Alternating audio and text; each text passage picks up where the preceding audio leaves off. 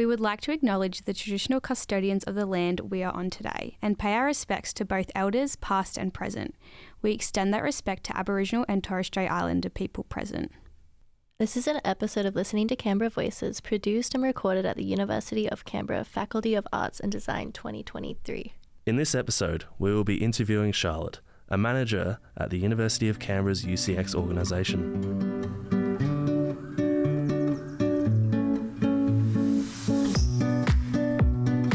So today we're here with Charlotte from UCX. We're going to be asking a couple questions just about the organisation and about Charlotte herself. How are you today? I'm very well, thank you. How are you guys? Not too bad. Yeah, pretty good. It's unseasonably warm, so I'm happy. All right, I guess we'll just jump straight in. So our first question, what kind of support is offered to a diverse range of students through UCX, and how does this provide a more fulfilling and connected campus life? Oh, okay. Straight into the hard questions, guys. Oh, yeah. All right, getting a bit hot in here. So, UCX, in terms of support for student, it's such a wide range of support that we offer. So I guess the things you guys would see the most is UC Life. Am I right? Yeah. You recognise that brand? Yeah. UCX has about 14 or 15 sub-brands beneath it. UC Life being the one that you guys see is what kind of delivers our products. However, everything else we do, whether it be UC Life, providing events for students, the esports lounge, providing another space for students, the UC bar providing on-campus meals and as hangout space. That's all supported by other commercial entities. So we also have our UC event space, which a lot of your teachers would be familiar with. A lot of the professional staff would know for conferencing and larger events like that. That's all kind of there to support all the other events we do. So how do we do it for a diverse range of students? Was that part of the question? Yeah, absolutely. Yes, absolutely. So we need to make sure that we are, first of all, connected to the campus. Something that we've noticed coming into 2023 is just how UC has always had a huge diverse student campus. That is even more true now in 2023. And that's the trends that we've seen on campus. And so we've had to put a lot more resources towards our marketing and finding out who our customers are. Our customers are students, UC students, but that demographic has changed a lot. So the way we diversify is making sure that we have that market information and to know who our customer is. UC itself has put a lot of time and effort into making this a really diverse cohort. And I think, I can't remember the number, but it's something like 1 in 5 students who graduate here are the first member of their families to graduate from uni, which is a huge number. That's a huge number. And so that shows how accessible UC is. And so our job at UCX is to just cater for those students and to make sure that everything we've got, this week, I don't know if you guys have engaged in it, but we've got our multicultural week on campus. So that's all week, and that finalises with our moonlit markets on Thursday and Friday. So we're going to have a huge, party and event that celebrates every different country on campus on Thursday, Friday. So that's a core part of how we diversify. Absolutely. The food pantry, is that covered as well? Because you mentioned all the stuff, all the sport and everything is supplied. So is food pantry part of UCX? It is, and it's actually, I'm glad you mentioned it, it's actually our biggest. So UC Life and Food Pantry are our 2 biggest things that we offer for students. That actually came about in 2019 as just an idea, something different we could do to kind of go, we'll get groceries and get them for points. But wow, was that important in 2020? Yeah. And 2021 and 2022, it became the only thing we could do for students. And so that's now just continued on, and it's one of the biggest offerings that we do, to the point where it's, can we continue going at the capacity we can? That's where all the other areas of UCX come together to make that worth it, and to be able to push that out to students, because that's definitely what people appreciate the most.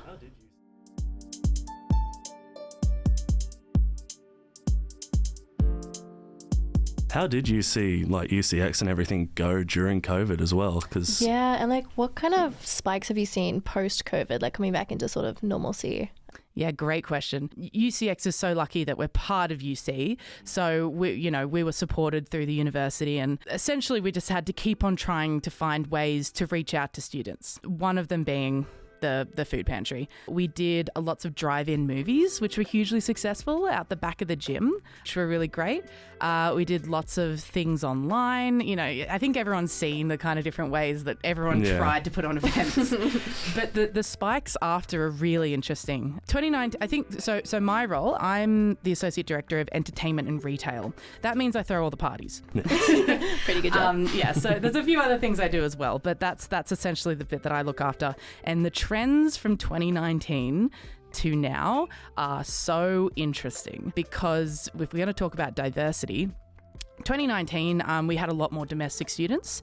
And if we were to, domestic students tend to drink a lot more alcohol. International students don't. And that's, that's a good thing.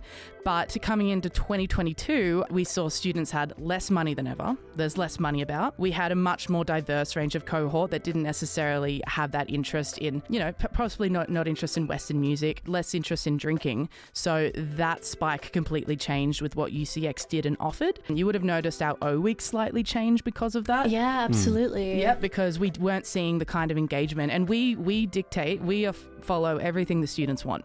So if students are telling us we're not really interested in that party, we go, sure, no worries. Well, let us change that into what you are interested in. And so you'll probably see O weeks 2019 compared to now slightly different. We do a lot more different events that cater it to a whole different cohort. Well, I guess building off that, what kind of events do you guys actually do? I guess especially now, like upcoming, like recent past kind of things. Absolutely. So I said I throw the parties, so I've got to throw a few mixes in there. So our biggest thing is Stonefest. So Stonefest, I don't know if anyone's passed the stone that sits between Building 1 and Student Central. Yeah. The one that's like in the ground. That's the one. So that is the foundation stone of UC, laid by an old Prime Minister when the university came to be. Back in the 70s, I think. So from that, there was always celebrations around October that was Stonefest, Stone Day, and that continued and turned into really huge, big music festivals right up until 2010. 2010, the promoters, the kind of organisers pulled out and started doing other things, so it kind of lay dormant until 2019. We brought Stonefest back in 2019, huge success, 2,500 people, and then COVID happened, so it's going down. But we've kept on building it back since then. So Stonefest is back. It's a university event. It's got a really rich history. It's one of the, Canberra doesn't have many old things, and it's one of the only old things that's existing. Any, 56-year-old in Canberra will remember them. But now we've got a whole new group of people to kind of cater to and have that happen. So Stonefest, we've got Bakar and Ballpark Music headlining. We've got Dune Rats, Becca Hatch, and we've got our favourite locals as well.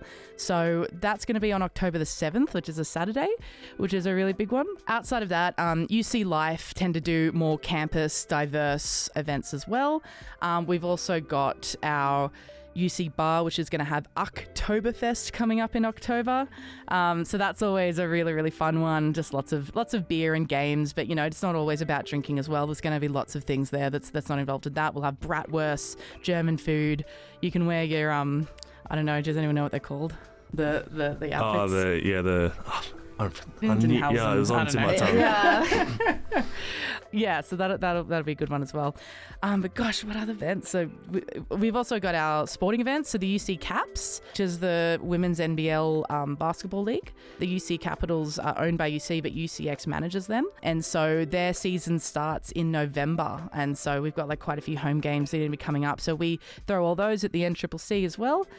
Yeah. Right. How long does their season last? It goes until March next year. It always goes over Christmas, right? Which is it's fun for us. I've never understood why they do seasons over Christmas, New Year's. Yeah, it's a hard one.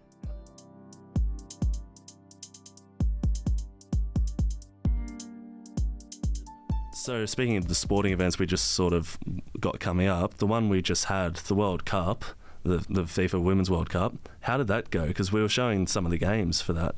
So we were, yeah. So that kind of came as a surprise to us. We didn't intend on showing them. Okay.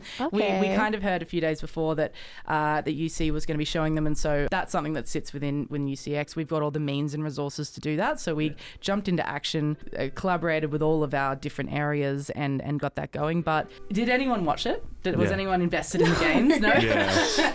You were? Yeah, it It was a weird, like, I wasn't, because I bartended the first one that we showed, and I wasn't actually sure how many people were going to come, because I'm not from Canberra, but the region I grew up in, the main sport was AFL, so I didn't quite realise how popular like soccer and FIFA was. Yeah. So just seeing the amount of people showing up that night was just really like incredible. Yeah. And it wasn't expected. Like, no one really knew what to expect. Everyone knows that soccer's the biggest, sport in the world, but it's the women's league. Yeah, you know, I was going to there say, was all of especially that. for a women's team. Yeah, so That's it was. amazing. It has been, we've all seen the stats, the biggest event since the 2000 Olympics, even bigger in some regards. And it was women's sport, and it's the furthest a men or a women's team has gotten in the World Cup. And they played amazingly, and they had that quarterfinal that just was this huge moment of ecstasy for the entire country. Like, everyone was just so elated for them. Yeah, it went super well having it here. We're so glad that we showed it, and we were so glad to be part of that in the community particularly. And it was so awesome seeing all the students come for that semi-final. We had, I think, close to 400 people in the refectory just sitting there watching and waiting. Yeah, it was really great vibe, and it was just a part of history. That's something that, we'll never forget. And we've got all these photos from it, and we get to be part of the UC community as well. And sort of carrying on with that too, and part of the history, was UCX involved in having the World Cup trophy on campus? Was that something else? No, that was someone else. So I don't know if you guys have seen on Level C the Play On exhibition. Yeah. Just above the refectory. So my understanding is that that's connected to that. But no, we didn't involve the trophy. Did you guys see the trophy? Yeah, the line for it was really long too to go and see it. I was in the line for about 40 minutes. Oh, wow. Yeah. Dedicated fan over here. To be honest, I was sort of caught up in the hype because, as I said, I grew up in a really AFL strong community, so I'm not the biggest fan of soccer. I don't really know any of the rules. I'll watch it if it's on TV, but just getting caught up in the hype from the Matildas, and because showing the game, I got caught up in the hype. So yeah, it was really great seeing the trophy there. It was great seeing everyone get excited. Yeah, and just what they've changed for women's sport. The fact that they've gotten, they can kind of turn around and go, see guys, that's how it's done. Why don't, to the Socceroos. And that's not to have any kind of rivalry or anything, because the Socceroos were completely, with them the whole way and on it. But it's an incredible turning moment in history that I think everyone's going to look at and be like, oh, that was that moment when before the women's league in anything wasn't taken very seriously, but now look at what that did. And just their merch sales alone, I think I heard a number of $7 billion in their merch sales. That's a moment in history that is very exciting. Yeah. Well, I guess going back to kind of something you said earlier and put you in the hot seat again, what does UCX do to achieve support for a diverse range of people, particularly like Indigenous students, like foreign students, LGBT, like international, incoming students, like anyone who kind of doesn't fit, like the traditional what campus life provides for them? Yeah, absolutely. Great question. Part of UCX's mission and aim is to bring connection and belonging. That's our whole thing out of everything we do. And that involves all of those marginalised groups, which we're so lucky to be at UC, where it's, we say marginalised, but, it's such a community here where we can, start to work on those things. But so UC Life has a lot to do with that, and our clubs and societies. So we've got outreach programs, and remembering that we're also part of the UC community, that the ally programs and the Ngunnawal Centre is all kind of part of what we do as well. We're currently working on some partnership programs where, because the university has become such a, the Wellbeing Centre and the Student Centre has become so good at assisting and helping students, our roles become a little bit in that area, like we've had students going to different areas rather than to us, whereas in the beginning, years ago, they would have just come to us and we would have been their first point of contact. They've got so many points of contact at the moment, which is a great problem to have. Yeah, absolutely. But our kind of next mission and next step is forming partnerships to go, okay, we're not competitors. That's not what we are. We all work as one. So what can we do to assist the Ngunnawal Centre, the Ally Network, Wellbeing, which we do a lot of events with Wellbeing as well, to go, oh, okay, so you've got a student in need. How can we partner up and help with that? Oh, I love that. That's really important.